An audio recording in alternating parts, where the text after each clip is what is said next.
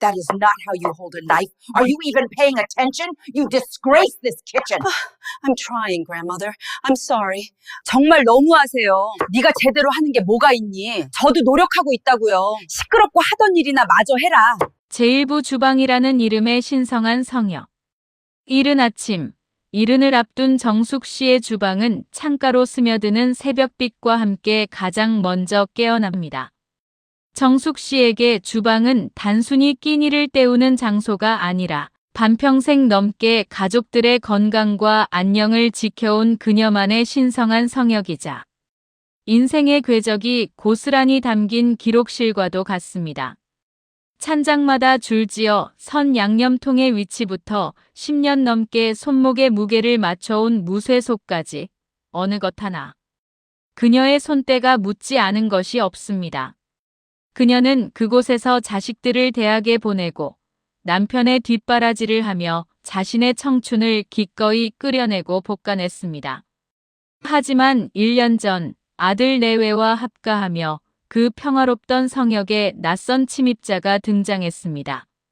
바로 며느리 지영 씨였습니다.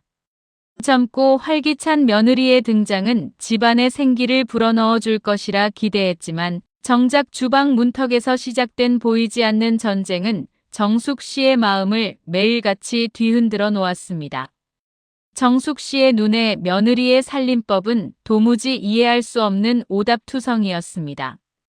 국물을 낼 때 멸치 대가리를 일일이 떼어내어 쓴맛을 잡는 정성을 생략하고 대충 다시 팩 하나로 때우려는 며느리의 모습은 정숙 씨에게는 마치 신성한 의식을 모독하는 행위처럼 느껴졌습니다.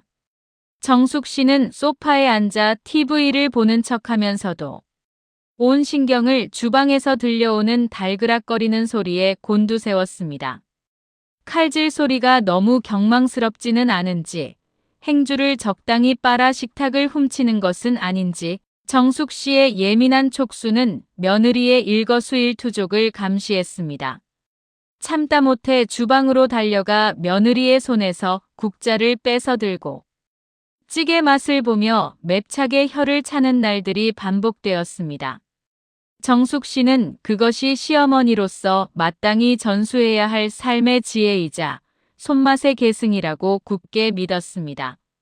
하지만 그럴 때마다 며느리의 어깨가 미세하게 위축되고 주방의 공기가 얼음장처럼 차갑게 식어가는 것을 정숙 씨는 애써 외면하며 자신의 방식을 고집했습니다. 제2부 삼켜버린 말들이 남긴 짙은 흉터. 시간이 흐를수록 주방의 긴장감은 집안 전체에 무거운 정막으로 번졌습니다. 정숙 씨는 며느리가 차려낸 밥상 앞에 앉을 때마다 마치 검열관이라도 된 양 젓가락을 까다롭게 놀렸습니다. 간이 너무 심심하다거나 나물이 너무 무르다며 툭 던지는 한마디는 며느리의 가슴에 소금기가 절여진 상처를 남겼습니다. 며느리는 대거리 한 번 없이 묵묵히 고개를 숙인 채 밥알을 씹었지만 그 고요한 침묵이 정숙 씨에게는 더 큰 저항이자 무시로 느껴져 마음의 벽은 더욱 높게만 쌓여갔습니다. 어느 날 오후 정숙 씨는 베란다를 정리하다 우연히 며느리가 적어둔 것으로 보이는 작은 수첩 하나를 발견했습니다. 그곳에는 요리 레시피 대신 매일매일 주방에서 겪은 좌절과 서러움이 빼곡히 담겨 있었습니다. 오늘도 주방 문턱을 넘기가 무섭다 내가. 만든 국물은 왜 늘 어머니의 기준에 미치지 못할까라는 나직한 탄식들이 정숙 씨의 가슴을 서늘하게 찔렀습니다. 자신이 가족을 위해 지켜온 그 정성이 누군가에게는 숨막히는 감옥이 되어가고 있었다는 사실에 정숙 씨는 묘한 불쾌감과 함께 설명하기 힘든 죄책감을 느꼈습니다. 하지만 그 죄책감은 곧 서운함으로 바뀌었습니다. 평생 고된 시집살이를 견디며 이 집안을 일으킨 자신의 공로는 알아주지 않고 그저 시어머니의 간섭이 싫어 입을 닫아버린 며느리가 야속했습니다. 아들이 퇴근해 오면 은근슬쩍 며느리의 편을 드는 것 같은 낌새만 보여도 정숙 씨는 가슴 한편이 아릿해지며 소외감을 느꼈습니다. 설탕처럼 달콤해야 할 저녁 시간은 사라지고 가족들은 서로의 눈치를 보며 짠맛 가득한 침묵 속에서 식사를 마쳤습니다. 정숙 씨는 점점 자신의 집에서 이방인이 되어가는 것 같은 기분을 지울 수 없었습니다. 제3부 벼랑 끝에 거울 속에서 만난 젊은 날의 나. 갈등이 골마 터진 것은 정숙 씨의 70번째 생신날이었습니다.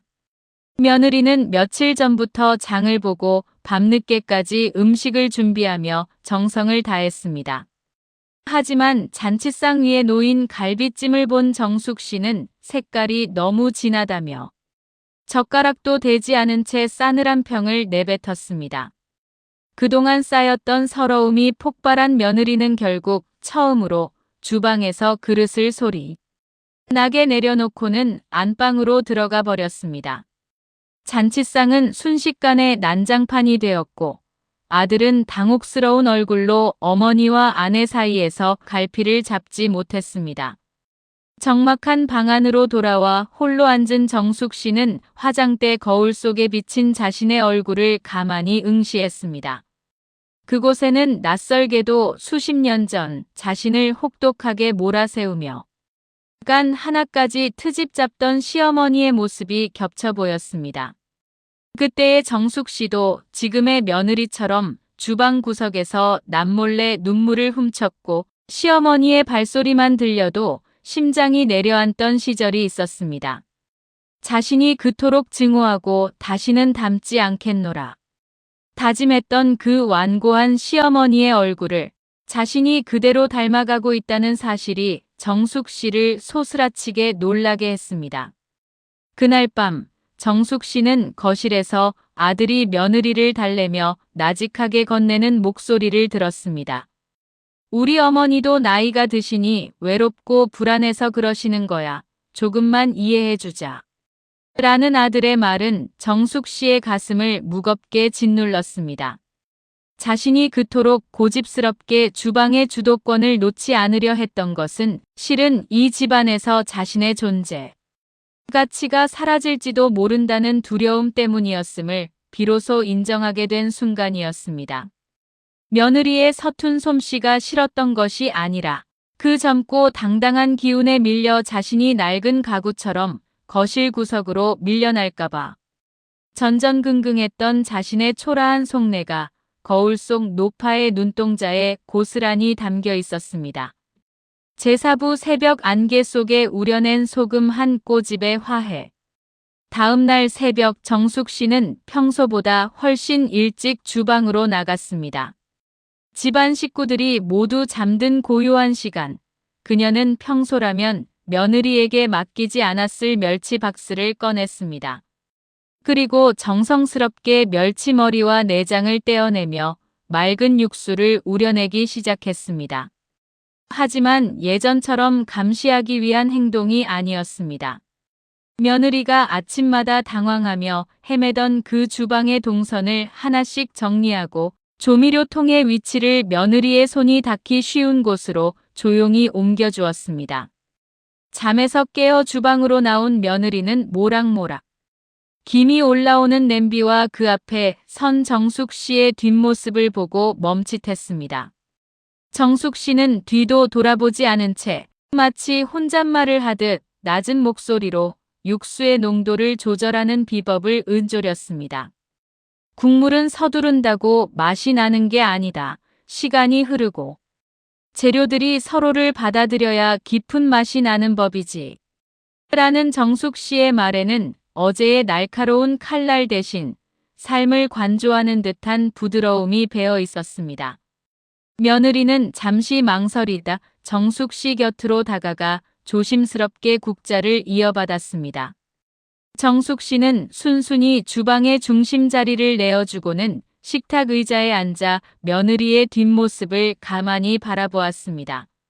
소금이 너무 많으면 짜서 못 먹고 설탕이 너무 많으면 금방 질려버리듯 사람과 사람 사이의 관계에도 적당한 간과 거리가 필요하다는 사실을 정숙 씨는 이 고단한 갈등의 끝에서 비로소 깨닫고 있었습니다.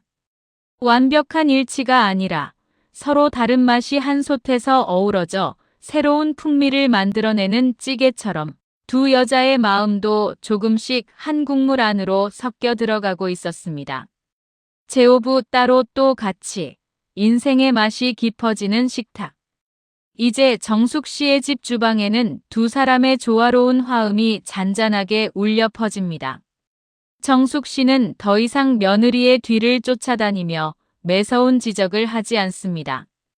대신 거실 창가에 앉아 뜨개질을 하거나 책을 읽으며 며느리가 조언을 구할 때만 인자한 목소리로 답을 해줍니다. 어머니, 오늘 된장찌개 맛이 어떠세요? 라는 며느리의 물음에 내 입맛에 맞으면 식구들 모두에게 맛있는 게지. 참 잘 끓였다. 라며 넉넉한 칭찬을 돌려줄 줄 아는 여유가 생겼습니다. 며느리 지영 씨 또한 정숙 씨의 오랜 고집이 실은 가족들에게 가장 좋은 것만 주고 싶었던 지독한 사랑의 다른 이름이었음을 이해하기 시작했습니다. 정숙 씨가 그토록 강조하던 멸치 대가리를 떼는 수고로움은 가족들의 속을 편안하게 해주고 싶은 어머니의 지극한 정성이었음을 깨달은 것이지요.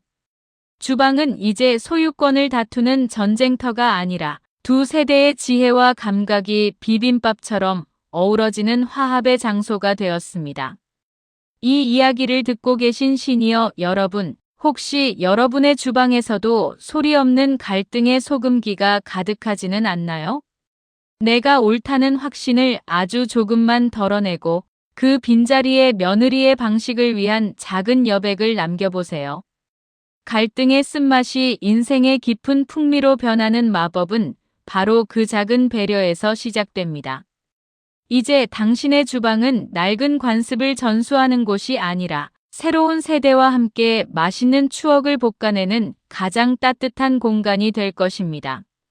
당신의 성숙한 지혜와 너그러운 품이 이 황혼의 계절을 더욱 찬란하게 비추기를 빛나라 시니어가 진심으로 응원합니다.